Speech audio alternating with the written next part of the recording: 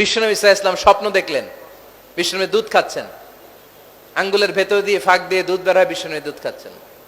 খেতে খেতে একটু দুধ আঙ্গুলে লেগে আছে, এই আঙ্গুলটা কারো মুখে না দিয়ে বিশ্বনবী সাল্লাল্লাহু আলাইহি ওয়াসাল্লাম ওমরে ফারুকের মুখের ভেতরে ঢুকাই দিলেন। অতিরিক্ত দুধটা ওমরে ফারুক খেলেন। সাহাবারা বললেন, মাযা আওয়ালতা বিহি ইয়া রাসূলুল্লাহ, হে আল্লাহর রাসূল, এই স্বপ্ন দিয়ে কি বুঝালেন, বুঝলাম না। বিশ্বনবী সাল্লাল্লাহু আলাইহি ওয়াসাল্লাম বললেন, আউয়ালতু বিহি আল ইলম, এটা দিয়ে আমি জ্ঞান বুঝিয়েছি, কারণ অতিরিক্ত দুধের অংশটা আমি কাউরে না দিয়ে ওমরকে দিয়েছি, তার মানে ওমরের জ্ঞানের কোনো তুলনা হয় না। এজন্য স্বপ্নে যদি কেউ দেখেন আপনি দুধ পান করছেন, এটা প্রমাণ করে আল্লাহ তাআলা আপনাকে দ্বীনের জ্ঞান দান করবে। আবার বিশ্বনবী সাল্লাল্লাহু আলাইহি ওয়াসাল্লাম আবার আরেক রাতে স্বপ্ন দেখলেন, সাহাবারা লাইন ধরে বিশ্বনবীর সামনে দাঁড়ানো, কোন সাহাবার জামা নাভি পর্যন্ত, কোন সাহাবার জামা হাঁটু পর্যন্ত, কোন সাহাবার জামা টাকনু পর্যন্ত, কোন সাহাবার জামা আরো ছোট, কিন্তু ওমরে ফারুকের জামা বিশ্বনবী দেখলেন এত বড়, টেনে হিচড়ে হিচড়ে বিশ্বনবীর সাথে চলছে। সুবহানাল্লাহ পড়বেন না? সাহাবারা বললেন, মাযা ওয়ালতা বিহি ইয়া রাসূলুল্লাহ, হে আল্লাহর রাসূল, এটা দিয়ে আপনি কি বুঝাতে চাইলেন? বিশ্বনবী বললেন, আউয়ালতু বিহি আত-তাকওয়া, এটা দ্বারা আমি দ্বীন, দ্বীনদারি বোঝালাম, তাকওয়া বোঝালাম। সুবহানাল্লাহ পড়েন। বিশ্বনবী দেখলেন কোন সাহাবার জামা এতটুকু, কোন সাহাবার জামা এত লম্বা, কোন সাহাবার জামা পা পর্যন্ত লম্বা, আর সাইয়েদনা ওমরে ফারুককে দেখলেন ওনার জামা এত লম্বা, ওমরে ফারুক টেনে হিচড়ে জামা নিয়ে চলতেছে। বিশ্বনবী বুঝাতে চাইলেন, ওমরের যেহেতু জামা লম্বা, ওমরের ভেতরে আল্লাহর ভয়, দ্বীনদারিও খুব বেশি। চিল্লায় বলেন ঠিক কি না? জ্ঞানও দিয়েছেন, আবার দ্বীনদারিও দিয়েছেন। এই দুইটা জিনিস যদি থাকে, এই পৃথিবীতে তাকে সফল রাষ্ট্রনায়ক বানায় দেয় কে? আবার এই পৃথিবীর বুকে যত নারীরা জান্নাতে যাবে, সব নারীদের সর্দারিনী হবে সাইয়্যিদাতুনা ফাতিমা রাদিয়াল্লাহু তাআলা আনহা। এই দুনিয়াতে যত যুবকরা জান্নাতে যাবে, তাদের সর্দার হবে সাইয়েদনা হাসান আর হুসাইন রাদিয়াল্লাহু তাআলা আনহুমা। আর এই দুনিয়ার বুকে যত বয়স্ক মানুষেরা জান্নাতে ঢুকবে, তাদের নেতৃত্ব দিবেন সাইয়েদনা আবু বকর আর সাইয়েদনা ওমর। বয়স্ক যারা আছেন, আপনাদের নেতৃত্ব দিবে কে? হ্যাঁ, একজন কয় আল্লাহ। না, আল্লাহ তো তোমারে জান্নাত দিবে, তোমার জান্নাতে নিয়ে যাবে কে? সাইয়েদনা আবু বকর, সাইয়েদনা ওমর। আর ইয়াং যারা তোমরা এসেছো, তোমরা যখন জান্নাতে ঢুকবা, তোমাদের লিডারশিপ নিবে কে? হাসান আর হুসাইন রাদিয়াল্লাহু তাআলা আনহুমা। আর নারীরা যারা জান্নাতে প্রবেশ করবে, এই নারীদের নেতৃত্ব দিবে বিশ্বনবীর কলিজার টুকরা, নয়নের পুটুলি সাইয়্যিদাতুনা ফাতিমা রাদিয়াল্লাহু তাআলা আনহা। সুবহানাল্লাহ পড়বেন না? ওমরে ফারুক, the super hero of Muslim উম্মাহ। আমরা কাদেরকে সুপার হিরো বানায় রাখছি আমরা জানি না। এই নায়ক নায়িকা, গায়ক গায়িকা, মডেলরা, চোখ ধাঁধানো গ্ল্যামার নিয়ে যারা চলে, এরা আমাদের মডেল নয়। আমাদের মডেল সাইয়েদনা ওমরে ফারুক। ঠিক কিনা? ঠিক কিনা? ওমরে ফারুক জুমার খুতবা দিচ্ছেন। কিসের খুতবা? খুতবার মাঝখানে হঠাৎ চিৎকার মেরে বললেন, ইয়া সারিয়াত ইবনে জানিমিল জাবাল, ইয়া সারিয়াত ইবনে জানিমিল জাবাল, ইয়া সারিয়াত ইবনে জানিমিল জাবাল।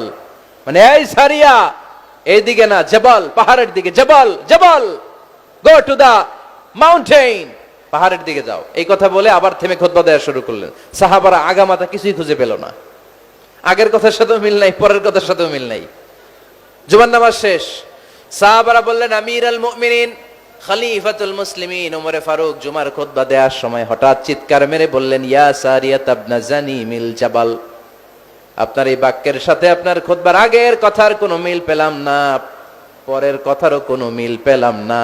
আপনি বুঝিয়ে বলেন, কেন বলেছেন, আমরা তো বুঝলাম না। সাইয়েদনা ওমরে ফারুক বলেন, আমি যখন জুমার খুতবা দিচ্ছি, হঠাৎ আমার চোখের মধ্যে ভেসে উঠলো, ওই যে গত কয়েক মাস আগে আমি আমার মুসলিম সেনাপতিকে ইরানে, পারস্যে, ওই ইরানের বিশাল রাজ্যে যুদ্ধের জন্য পাঠিয়েছি। আমি দেখলাম যুদ্ধের একটা ভয়ঙ্কর মুহূর্তে আমার মুসলিম সেনাপতি ভুল দিকে চলতে আরম্ভ করেছে। বাম দিকে তার পাহাড়, ডান দিকে উপত্যকা। ডান দিকে যদি সে চলে যায়, উপত্যকায় চলে যায়, শত্রু বাহিনীর হাতে ধরা খেয়ে সব মারা যাবে। আর আমার সেনাপতি যদি মুসলিম বাহিনীকে নিয়ে পাহাড়ের উপর উঠে যায়, আল্লাহর মেহেরবানিতে এই যুদ্ধেও তারা জয়লাভ করবে। এজন্য আমি মসজিদের মিম্বারে দাঁড়িয়ে রব্বুল আলামিন আমার চোখের সামনে ওই যুদ্ধক্ষেত্রের দৃশ্যপটটা তুলে ধরেছে। ওইটা দেখে আমি এখানে দাঁড়িয়ে আমার সেনাপতিকে কমান্ড দিয়েছি। পড়েন সুবহানাল্লাহ।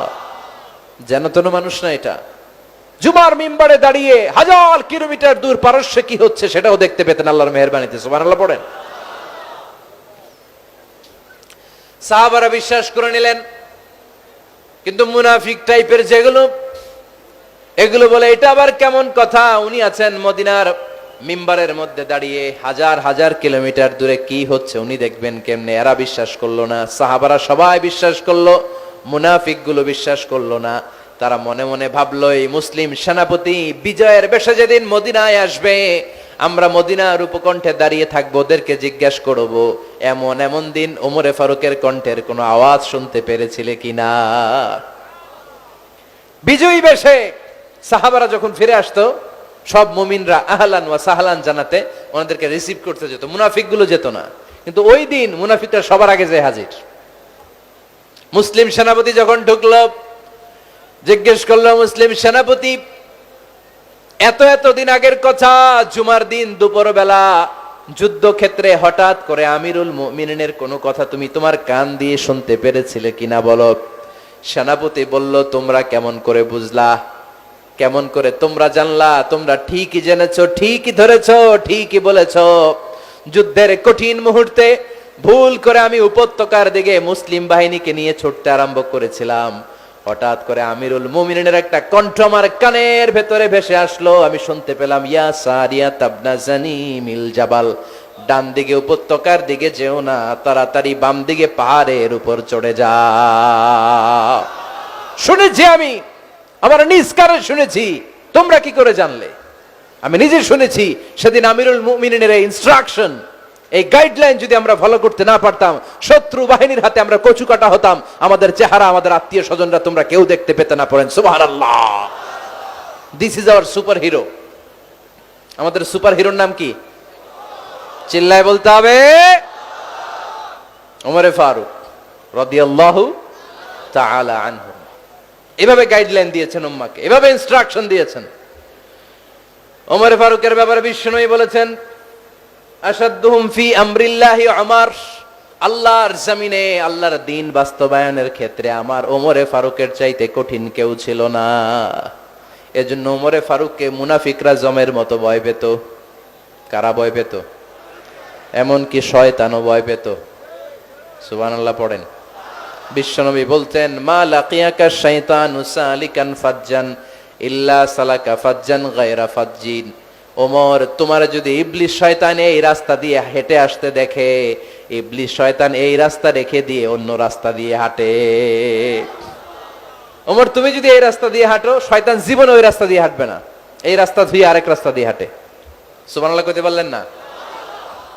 আল্লাহর হাবিব সাল্লাল্লাহু আলাইহি ওয়াসাল্লামের স্ত্রীরা মাঝে মাঝে রাসূল সাল্লাল্লাহু আলাইহি ওয়াসাল্লামের কাছে বায়না ধরতো, নবী আমাদেরকে এইটা দেন, ওইটা দেন, আমাদের ঘরে এইটা নাই, ওইটা নাই। বিশ্বনবীকে, আমার কাছে কিচ্ছু নাই, থাকলে এমনি থাকো, নাইলে যাও। কিন্তু বিবিরাও ছাড়ে না, নবী আমাদের এটা দেন, ওইটা দেন, বায়না ধরছে সব বিবিরা। বিষ্ণুবীর স্ত্রী ছিল কয়জন? হ্যাঁ, কয়জন? 11 জন। দাসী 2 জন, সব মিলে 13 জন। 11 স্ত্রী ধরছে, নবী এটা দেন, ওইটা দেন। বিষ্ণুবী বলে কিছু নাই, স্ত্রীরাও ছাড়ে না। ইন দ্য মিন টাইম বিষ্ণুবী হঠাৎ একটা সালাম শুনতে পেলেন। কে যেন দরজার মধ্যে এসে দাঁড়িয়ে নক দিচ্ছে আর বলছে, আসসালামু আলাইকুম ওয়া রাহমাতুল্লাহ। বিষ্ণুবী সালামের উত্তর দিলেন, ওয়া আলাইকুম আসসালাম ওয়া রাহমাতুল্লাহ। আর বিষ্ণুবী বুঝতে পেলেন এটা সাইয়েদনা ওমরে ফারুকের কণ্ঠ। কার কণ্ঠ? সালামের উত্তর দিয়ে বিবিদের দিকে তাকায় দেখে একটা বিবিও নাই, সব অন্দরমহলে দৌড়। সুবহানাল্লাহ কইবেন না? এটারে ভয়ের কারণে দৌড় এটা বলে না, শ্রদ্ধার কারণে, তার হাইবাতের কারণে। হাইবাত, পার্সোনালিটি, এটাকে বলে হাইবাত ওমর। ওমরে ফারুকের হাইবাত, পার্সোনালিটি এত স্ট্রং ছিল, ওনাকে দেখলেই মানুষ ভয় পেত। ইসলামের জন্য ভয়। সুবহানাল্লাহ পড়তে হবে। বিশ্বনবীর কলিজার টুকরা স্ত্রী আম্মা জান আয়েশা রাদিয়াল্লাহু তাআলা আনহা, উনি নিজে ওমরে ফারুককে ভয় পেতেন, নিজেও ভয় পেতেন। মাঝে মাঝে বিশ্বনবীর সাথে ঝগড়া হয়ে গেলে, মধুর ঝগড়া, ভালোবাসার ঝগড়া যদি হয়ে যেত, বিশ্বনবী বলতেন, আয়েশা চলো মিটমাট করে ফেলি, ঝগড়া করার কয়দিন থাকবো, চলো মিটমাট করি। তো মিটমাট করার জন্য রাজি আছো? আম্মা জান আয়েশা বলতেন, হ্যাঁ রাজি আছি। তো কারে আনা যায়? ওমরে ডেকে আনি মিটমাট করার জন্য। আয়েশা রাদিয়াল্লাহু তাআলা আনহা বলে, ওরে বাপ রে বাপ, ওমর, না না, ওমর গালিজ, ওমরে ফারুকের ভয় লাগে আমার। সুবহানাল্লাহ কইবেন না? বিশ্বনবী যখন বলতেন আয়েশা তাহলে তোমার আব্বুকে ডেকে আনি, আম্মা জান আয়েশা বলতেন ঠিক আছে আব্বুরে ডেকে নিয়ে আসেন। আবু বকর রাদিয়াল্লাহু তাআলা আনহুরে ডেকে নিয়ে আসেন। আমার আব্বুর মতো নরম দিলের মানুষ আমি জীবনে দেখি নাই। আবু বকর রাদিয়াল্লাহু তাআলা আনহু খুব নরম দিলের লোক ছিলেন। তার বিপরীতে ওমরে ফারুক ছিলেন খুব কঠিন মেজাজের। দুইটাই লাগে, কথা কন।